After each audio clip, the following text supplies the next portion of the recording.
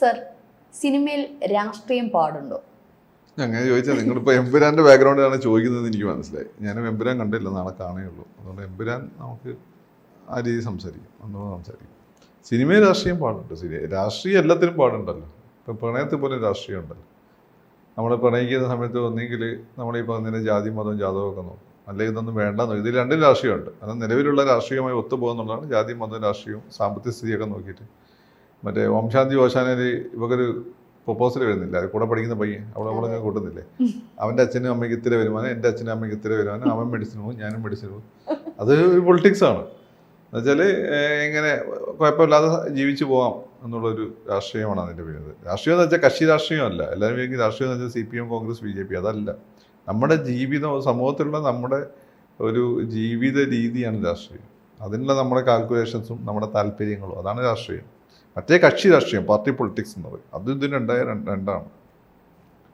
പിന്നെ ഈ പറയുന്ന അതല്ല, ഈ വംശാന്തി ഓശാനെ തന്നെ അവള് അവസാനം ഹിന്ദു പയ്യനെ കെട്ടുന്നുണ്ടല്ലോ, അതും ഒരു രാഷ്ട്രീയമാണ്. കാരണം നിലവിലുള്ള ഈ മാമൂലികൾക്ക് പുറത്തേക്ക് പോയിട്ട് ജീവിച്ചാൽ എങ്ങനെയുണ്ട് എന്നുള്ളൊരു ചലഞ്ചാണ്, അതൊരു പൊളിറ്റിക്സാണ്. അപ്പോൾ ഈ പൊളിറ്റിക്സ് മാറ്റി വെച്ചാൽ ഒരു കാര്യമില്ല.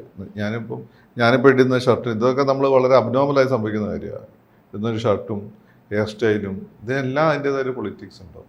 പിന്നെ സമൂഹത്തിൽ അടയാളപ്പെടുത്തുന്നതൊക്കെയാണ് ആ ചെയ്യ വെക്കാത്ത അങ്ങനെ ഒരു ആറ്റിറ്റ്യൂഡ് പറയുമല്ലോ, ഡോണ്ട് കെയർ ആറ്റിറ്റ്യൂഡ്. ഇതാണ് എൻ്റെ ഒരു ആറ്റിറ്റ്യൂഡ്. ഇത് ഞാൻ ബോധവും ചെയ്യുന്നൊന്നല്ല, എൻ്റെ പണ്ടേയുള്ള സ്വഭാവത്താണ്. എൻ്റെ പാപ്പാൻ്റെ സ്വഭാവം ഒരു പക്ഷേ എന്നെ ബാധിച്ചിട്ടുണ്ടാവും. പാപ്പ ഇങ്ങനെ ഡോണ്ട് കെയർ ആണ് ആറ്റിറ്റ്യൂഡ്. അപ്പോൾ നിങ്ങൾ കുറച്ച് കോൺഷ്യസ് ആണ് നിങ്ങളെ കണ്ടിട്ട്. അത് നിങ്ങളൊരു പൊളിറ്റിക്സ് ആണ്. നിങ്ങളുടെ കുടുംബത്തിൽ എങ്ങനെ ആയിരിക്കും, കാരണം സമൂഹത്തെ കൊണ്ട് പകപ്പിക്കരുത് എന്ന്. സമൂഹം അതാണെന്നുള്ള വേറെ കാര്യം. അപ്പോൾ അങ്ങനെ സിനിമയിലും അങ്ങനെ കടന്നു വരും. ഉദാഹരണമായിട്ട് ഇപ്പോൾ നമ്മൾ ഷാജി കൈലാസിൻ്റെ സിനിമകൾ എടുത്തു നോക്കുക. അപ്പോൾ കിങ് എന്നുള്ള സിനിമ കരുണാകരൻ്റെ പൊളിറ്റിക്സാണ്. അല്ലെങ്കിൽ കരുണാകരൻ്റെ കാലഘട്ടത്തിൽ, കരുണാകരൻ മുഖ്യമന്ത്രി സ്ഥാനം രാജിവെക്കുന്ന ആ കാലഘട്ടത്തിൽ, അതിൻ്റെ ഇമ്മീഡിയറ്റ് ആയിട്ടുള്ള ആ കാലഘട്ടത്തിലെ പൊളിറ്റിക്സാണ്. അപ്പോൾ ആ സമയത്തുണ്ടായ കേരള പൊളിറ്റിക്സ്, അതിൻ്റെ തിരുത്തൽവാദികളുണ്ടാവുന്നു, കെ മുരളീധരൻ ഉയർന്നു വരുന്നു, പോലീസ് സിസ്റ്റം മൊത്തം കരുണാകരനോട് വിധേയത്വം കാണിക്കുക. അതാണ് ആ സിനിമയിലുള്ള ഒരു പ്രത്യക്ഷമായ കക്ഷി രാഷ്ട്രീയമായിട്ട് നമുക്ക് കാണാൻ പറ്റുന്നത്. അപ്പോൾ അതിൻ്റെ മുമ്പ് നമ്മൾ എടുത്തു നോക്കിക്കഴിഞ്ഞാൽ ടി ദാമോദരൻ മാഷ സിനിമ ഉണ്ട്, ഇനിയെങ്കിലും എന്നൊക്കെ പറഞ്ഞ സിനിമ, അല്ലെങ്കിൽ ഈ നാട്. ഈ സിനിമയിലെല്ലാം നിങ്ങൾ കാണുന്നതെന്ന് വെച്ചാൽ ആ കാലഘട്ടത്തിൻ്റെ ആളുകളുടെ ജീവിതമാണ്. ആ കാലഘട്ടത്തിലെ ആളുകളുടെ ജീവിതം അല്ലെങ്കിൽ പ്രധാനമായും രാഷ്ട്രീയവും കടന്നു വരുന്നുണ്ട്.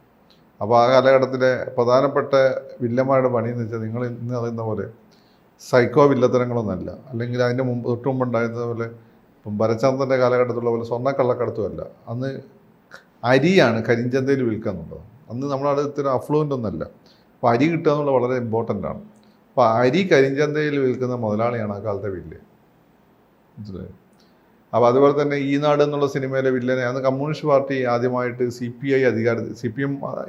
CPI പിളരുന്നതിന് മുമ്പ് അധികാരത്തിൽ വരുന്നു. അപ്പോൾ അധികാരത്തിൽ വരുമ്പോൾ കുറച്ചൊക്കെ ഈ പറഞ്ഞ ബൂർഷ്വ പ്രവണതകൾ കൂടി വരും. പിന്നെ അത് കഴിഞ്ഞ് CPI അധികാരത്തിൽ വരുന്നു. അത് 1980-കളാകുമ്പോൾ CPM വീണ്ടും നായനാർ അധികാരത്തിൽ വരുന്നു. അപ്പോൾ ഈ കാലഘട്ടത്തിൽ CPM-നും ഈ പറയുന്നതിനെ മതി അധികാരത്തിൻ്റെതായ പ്രശ്നങ്ങൾ വന്നു തുടങ്ങി. ആ പ്രശ്നങ്ങളെ റെപ്രസെൻ്റ് ചെയ്യുന്നത് രതീഷിൻ്റെ ക്യാരക്ടറാണ്. ഈ ഇങ്ങനെയുള്ള മിക്ക സിനിമയും രതീഷായിരിക്കും ഈ പറയുന്ന കുടുംബത്തിലെ കമ്മ്യൂണിസ്റ്റുകാരുടെ കുടുംബത്തിലെ അടുത്ത ജനറേഷൻ രാഷ്ട്രീയക്കാരൻ. രതീഷായിരിക്കും നെഗറ്റീവ് ഷെയ്ഡിൽ വരിക. അതിൽ ബാലൻ കെ നായരാണ് പഴയ കമ്മ്യൂണിസ്റ്റാണ്, VS-നെ പോലുള്ള കമ്മ്യൂണിസ്റ്റാനായിട്ട് വരിക. ഇവർ തമ്മിലുള്ളൊരു ഫൈറ്റും അവസാനം ബാലൻ കെ നായർ കൊല ചെയ്യപ്പെടുന്നതും അവസാനം ഗൾഫുകാരനായി എല്ലാം നഷ്ടപ്പെട്ട് തിരിച്ചു വന്ന് മമ്മൂട്ടി ബാലൻ കെ നായരുടെ വഴി പോകാൻ നോക്കുന്നതും ഒക്കെയാണ് ആ സിനിമ. അപ്പോൾ അന്ന് സിനിമ ഈ ബാലൻ കെ നായരുടെ നല്ല കമ്മ്യൂണിസ്റ്റുകാരനെ കൂടെ ജനം നിൽക്കുന്നു എന്നുള്ളതുകൊണ്ട് ഇന്ന് അങ്ങനെ ഒരു സിനിമ എടുത്താൽ നല്ല കമ്മ്യൂണിസ്റ്റുകാരൻ്റെ കൂടെ നിൽക്കുമോ, ബിസിനസ്സുകാരനായ കമ്മ്യൂണിസ്റ്റുകാരൻ്റെ കൂടെ ജനം നിൽക്കുമോ എന്ന് വെച്ചാൽ എനിക്ക് തോന്നുന്നു ജനം നല്ല കമ്മ്യൂണിസ്റ്റ് എന്ന കോൺസെപ്റ്റ് ജനത്തിൽ ഇപ്പം വിശ്വാസമില്ല. കാര്യങ്ങൾ നടക്കുക എന്നുള്ളതാണ്. അപ്പോൾ ഓരോ കാലഘട്ടത്തിൻ്റേതായ പൊളിറ്റിക്സ് അതാത് സിനിമകളിൽ സംഭവങ്ങൾ കടന്നു വരും. അപ്പോൾ എനിക്ക് തോന്നുന്നു ഈ TV ചന്ദ്രൻ്റെ ഒരു സിനിമ ഉണ്ടായിരുന്നു. അത്തരം സിനിമകൾ മുഖ്യധാര സിനിമകൾ പോലെയല്ല. ദിലീപ് നായകനായ കഥാവശേഷം നേട്ടാണ്. അതിൽ ഗുജറാത്ത് കലാപം കാണിക്കുന്നുണ്ട്. അതിൽ ഗുജറാത്ത് കലാപത്തിന് ദിലീപ് അന്ന് ആ സിനിമയിൽ ഇപ്പോൾ ഗുജറാത്തിൽ വർക്ക് ചെയ്തിരുന്നു. അന്ന് അയാളുടെ വീട്ടിൽ സ്ഥിരമായി പാലൊക്കെ കൊണ്ടുവന്ന ഒരു പെൺകുട്ടി ഭീകരമായി റേപ്പ് ചെയ്ത് കൊല ചെയ്യപ്പെടുന്ന ചിത്രം കണ്ടത് ഇയാൾ ആത്മഹത്യ ചെയ്യുന്നതാണ് ആ സിനിമയുടെ കഥ. അതിന് ഇൻവെസ്റ്റിഗേഷനാണത്. ഇയാൾ എന്തേ ആത്മഹത്യ ചെയ്യുന്നോ ആർക്കും അറിയില്ല. ഇയാൾക്ക് ആത്മഹത്യ ചെയ്യേണ്ട ഒരു കാരണമില്ല. ഇയാൾ കാമുകി 10 വർഷം തേച്ച് പോയിട്ട് അത് ആഘോഷിച്ച ആളാണ് ഇയാൾ. അപ്പോൾ ഇയാൾ ആത്മഹത്യ ചെയ്യാണ്. അതിന് കാരണം ആ സംഭവമാണ്. അതുപോലെ തന്നെ അന്ന് തന്നെ ഡോക്ടർ ബിജുവിൻ്റെ ഒരു സിനിമയിൽ എനിക്ക് തോന്നുന്നു സൈറ എന്നിട്ടോ അങ്ങനത്തെ ഇവരുടെ പേര് ഞാൻ പറഞ്ഞു. അത് ഇങ്ങനെ ഒരാളുടെ ജീവിതത്തിൽ വലിയ മാറ്റം വിടുന്ന ഒരു ഗുജറാത്തിലാണെന്ന് പറയുന്നുണ്ട്. പിന്നെ കിടന്നത് തീവണ്ടിയുടെ ശബ്ദമാണ്. അതോടുകൂടി ആ പാർട്ട് അവരുടെ ജീവിതം മാറണം. ഏതാ സിനിമ എന്ന് ഞാൻ വിട്ടു. അപ്പം ഇങ്ങനെ ഈ ഗുജറാത്ത് കലാപം പല സിനിമകൾ നമ്മുടെ നാട്ടിൽ വന്നത്. കാരണം ആ സമയത്ത് നമ്മളെയൊക്കെ മനസാക്ഷിയെ പിടിച്ചു കുലുക്കിയ സംഭവമാണ് ഗുജറാത്ത് കലാപം. എൻ്റെയൊക്കെ ഭയങ്കരമായിട്ട് എഫക്റ്റ് ചെയ്ത ദിവസമാണ്. എൻ്റെ ആ കാലഘട്ടത്തിൽ ഒരു പ്രണയം ഞാൻ ഉപേക്ഷിക്കാൻ ഗുജറാത്ത് കലാപം കാരണമായിട്ടാണ്. ഞാൻ ചോദിക്കുന്നില്ല. സീരിയസ്ലി ആ കാലത്ത്. കാരണം ആ രീതിയിലായിരുന്നു. അല്ല അതുകൊണ്ടല്ല അത്. അപ്പോൾ ആ സമയത്ത് ഒരു തിരക്കില്ലാത്ത ഗുണമായിരുന്നു. ആ സമയത്ത് അവിടെ നടന്ന സംഭവങ്ങൾ എന്നെ എല്ലാം ഹോണ്ട് ചെയ്തു ആ സമയത്ത്. അങ്ങനെ പിന്നെ ഞങ്ങൾ ഫ്രണ്ട്സാവാൻ തീരുമാനിച്ചു. അങ്ങനെ ഫ്രണ്ട്സായി നല്ല രീതിയിൽ തന്നെ. അപ്പം അതാണ് ഗുജറാത്ത് കലാപത്തിൻ്റെ. പിന്നെ ഞാൻ എനിക്ക് അങ്ങനെ RSSനോട് വെറുപ്പോ വിരോധമൊന്നുമില്ലായിരുന്നു. ഞാൻ എമ്പുരാൻ കണ്ടിട്ടില്ല കേട്ടോ, കേട്ടു. അതാണ് അതിൻ്റെ ഒരു ബാക്ക്ഗ്രൗണ്ട്. അതെ. പിന്നെ എനിക്ക് RSSൻ്റെ പറഞ്ഞാൽ നമ്മളെ പാപ്പാൻ്റെ ഫ്രണ്ട്സൊക്കെ RSSകാർ ഒരു വീട്ടിൽ വരും. കൂട്ടുമാർച്ച് കഴിഞ്ഞ് പോകുമ്പോൾ നമ്മളെ വീട്ടിൽ കയറി ചായ കുടിച്ചിട്ട് പോകും. അങ്ങനെ വളരെ ഫ്രണ്ട്ലി റിലേഷൻഷിപ്പാണ് RSS. എനിക്ക് ഇതുവരെ പേഴ്സണലി RSS നെഗറ്റീവ് അനുഭവം ഉണ്ടായിട്ടില്ല. ഞാൻ ഡൽഹി പഠിച്ച സമയത്ത് പോലും അവിടുത്തെ എന്ന് വെച്ചാൽ ഇവിടുത്തെ RSS പോലെ അല്ല. എങ്കിൽ പോലും എനിക്കങ്ങനൊരു സംഭവം ഉണ്ടായിട്ടില്ല.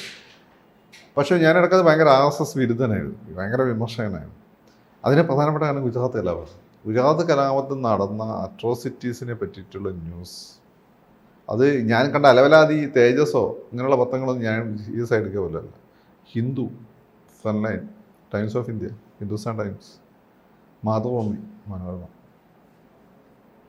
ദേശാഭിമാനി ഒന്നും ഞാൻ അങ്ങനെ സീരിയസ് ആയിട്ട് എടുക്കാം. നമ്മളെ പൊളിറ്റിക്സ് പറയാൻ വേണ്ടി ചില കാര്യം ക്ലാരിറ്റിക്ക് വേണ്ടിയേ നോക്കുള്ളൂ. അതിന് എനിക്ക് അവരുടെ രാഷ്ട്രീയം പറയുന്നു. ഇതിലൊക്കെ വന്ന് ന്യൂസ് ഞെട്ടിക്കുന്നത്. അതുപോലെ ഇപ്പാണ് മോഡിക്ക് ക്ലീൻ ചിറ്റ് കിട്ടിയത്. അന്ന് മോഡിക്ക് ക്ലീൻ ചിറ്റ് കിട്ടിയില്ല. പിന്നെ ഏതൊരു പ്രശ്നം വരുമ്പോൾ ഫൈനലി കോടതിയാണല്ലോ ലാസ്റ്റ് പറയേണ്ടത്. നമുക്ക് ഇഷ്ടപ്പെട്ടാലും ഇല്ലെങ്കിൽ അത് അംഗീകരിക്കുക എന്നുള്ളത്, അല്ലെങ്കിൽ ജനാധിപത്യം ഇല്ല. അപ്പം അന്ന് മോഡിക്കൊന്നും ക്ലീൻ ചിറ്റ് കിട്ടിയിട്ടില്ല. മോഡി അന്വേഷണ കമ്മീഷൻ മുന്നിൽ ഹാജരാകുന്നു. പുതിയ അന്വേഷണ കമ്മീഷൻ വരുന്നു. ഡൽഹി IIT ഈ ട്രെയിൻ എങ്ങനെ കത്തിയെന്നതിനെ പറ്റി പുതിയൊരു പഠനം നടത്തുന്നു. ഇതൊക്കെ ഭയങ്കര പ്രശ്നം പിടിച്ചതായിരുന്നു. അപ്പോൾ അതൊക്കെ നോക്കിയ സമയത്ത് നമുക്ക് മനുഷ്യസ്നേഹമുള്ള ഒരാൾക്ക്, ഇപ്പം ഞാനിപ്പം ലജ്ജ നോവൽ വായിച്ച് ഈ ജമാഅത്തെ ഇസ്ലാമിക്കാർ എനിക്ക് പേഴ്സണലി ബന്ധമൊന്നുമില്ല. പക്ഷെ എനിക്ക് അവരോട് വെറുപ്പൊന്നുമില്ല. എൻ്റെ കുട്ടിക്കാലത്ത് അവർ മുസ്ലിംസിൻ്റെ കൂട്ടത്തിൽ കുറച്ചൊക്കെ വിദ്യാഭ്യാസമുള്ള ആളുകളെന്ന് പറഞ്ഞായിരുന്നു.